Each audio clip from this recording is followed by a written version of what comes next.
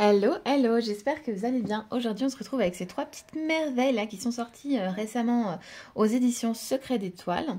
J'adore cette collection, ils sont tellement mignons ces petits livres. Il y en avait deux déjà qui sont sortis il y a quelques mois, je sais plus quand, mais regardez-moi, c'est beauté. On commence par lequel? Allez, on va dans l'ordre. Les plantes magiques. Allez, regardez-moi, non mais c'est beauté quoi. On est sur un petit livre mais collector quoi. On est un jaspage doré. Ils mettent le paquet quoi. 10,95 € pour une beauté pareille. Donc, ingrédient incontournable de la pratique magique. Les végétaux sont depuis la nuit des temps les fidèles alliés des sorcières. Dans ce petit grimoire, découvrez les plantes les plus utilisées en magie, leurs propriétés et les différentes façons de les intégrer à vos rituels. Et c'est parti, on le découvre. Alors, je ne les ai pas encore lus, j'ai pas encore eu le temps, mais ça ne saurait tarder. Le sommaire, donc on va découvrir les plantes médicinales, les plantes de sorcières, les plantes sauvages, comme vous voyez ici. Ensuite, on va découvrir les plantes de l'amour et une bibliographie. Donc, on va avoir d'autres idées de livres à regarder. Donc, celui-ci, il est de qui? Je ne sais pas du coup. Bah alors, on n'a pas de d'autrice, c'est bizarre. Ah bah si, n'importe quoi. Il est de Stéphanie Ribeiro. Mais voilà. On a des illustrations qui sont à tomber. On est sur quelque chose de très witch, très... Ah, j'adore, très ancien. Vous savez, on dirait un petit grimoire ancien. Donc, l'introduction, le moment idéal pour récolter, le lieu de cueillette, les récoltes et les conservations des plantes. Une récolte respectueuse, la conservation des plantes. Tiens, j'en discutais ce matin avec la sorcière des couleurs, si elle passe par là. Les plantes médicinales. Donc, chaque jardin médiéval possédait un carré des simples. Les plantes médicinales de ce carré composaient une pharmacie naturelle capable de soulager les maux du quotidien.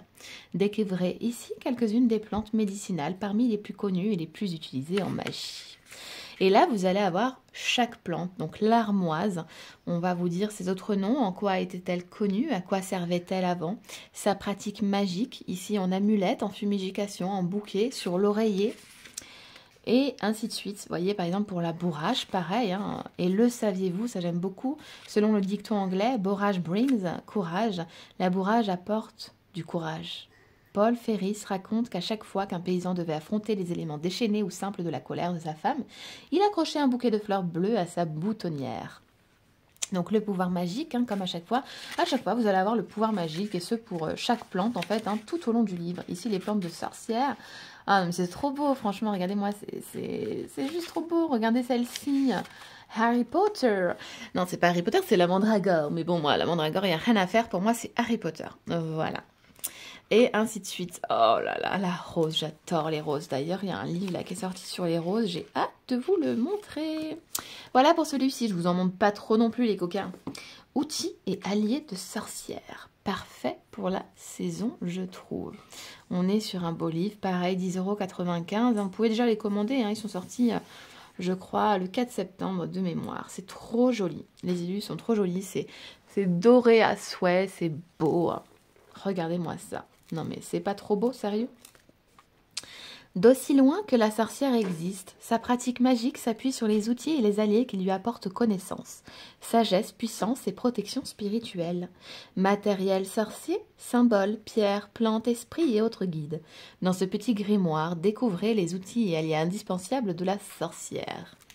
C'est parti, découvrons ensemble le sommaire. Donc vous allez avoir les outils de la sorcière, donc les outils par exemple le chaudron évidemment, la bougie, la croix solaire, le nœud de la sorcière, et ainsi de suite. Et ensuite les alliés de la sorcière. Trop joli. Ah mais regardez-moi les illustrations s'il vous plaît, non mais c'est trop beau. Il est de Rebecca de Guitare, d'ailleurs je vous ai présenté son nouvel oracle avec Aurore Teal, qui est magnifique, l'oracle de des plantes, de la protection magique. Je vous ai présenté également La magie des dragons, son livre qu'on a tant adoré tous ensemble, tellement il était magnifique. Donc l'introduction juste ici, l'outil des sorcières, c'est magnifiquement illustré, je vous dis c'est des petits grimoires. La baguette magique, donc à quoi servait-elle? À quoi peut-elle vous servir également? C'est hyper intéressant. Et ce, pour tout le livre, vous voyez, hein, les pierres bienfaisantes, dans les alliés, hein, du coup, de sorcière, la cloche, quelle était-elle? Non mais c'est trop beau, regardez-moi ça. C'est magnifique. Travailler avec les divinités, on adore. Non, c'est trop beau. Donc on retrouve ici Dana, on retrouve Lug, et ensuite votre bibliographie. Donc voilà pour ce petit livre-ci. Et ensuite, on passe au mystère de l'alchimie. Donc paru aux éditions Secret d'Étoile, toujours. Là, c'est encore plus magnifique. On a des symboles très connus des alchimistes qu'on retrouve sur beaucoup d'ouvrages des alchimistes. Comme ça, on ne se dénature pas. Donc toujours 10,95 €. Grande œuvre, pierre philosophale, transmutation des métaux, élixirs végétaux. S'agit-il de médecine douce ou de sciences occultes? Autant de secrets inestimables et bien gardés. Origine, figure de l'alchimiste et grands principes. Découvrez sans plus tarder les mystères de l'alchimie et de sa sœur, la verte Spagyrie. Pas spaghetti, mais Spagyrie. Regardez comme c'est beau. Non mais coup de cœur. Coup de cœur. C'est magnifique. À la fin, on a la même chose à chaque fois. On a ce jaspage doré. C'est incroyable. Hop là. Donc, il est de Léon Ginestre. Donc, ici, vous avez le sommaire aux origines de l'alchimie. Donc, l'origine, Hermès Trismégiste, les alchimies orientales, origine biblique de l'alchimie, la figure de l'alchimiste, typologie de l'alchimiste. Ensuite, vous allez avoir les grands principes de l'alchimiste. Donc, l'alchimie est-il une science? Fusion, atome et transmutation, un procédé ignoré. Donc, donner raison à l'alchimie pour l'interrogation. Et ainsi de suite. Vous pouvez prendre en photo si vous le souhaitez. Hop, aux origines de l'alchimiste. De l'alchimie, pardon, n'importe quoi. Origine et étymologie, vous voyez, on a de plus en plus de belles illustrations. Et on vous explique, voilà. Dans l'Égypte antique, les prêtres des temples étudiaient le ciel. Les nombreux secrets de ces dialogues célestes étaient conservés dans des sanctuaires avec beaucoup d'autres, parmi lesquels les pratiques d'extraction de métaux et fort probablement l'alchimie. C'est super joli. Franchement, c'est super pour en apprendre plus sur l'alchimie. Par exemple, ici, la thérapie, pierre végétale et élixir.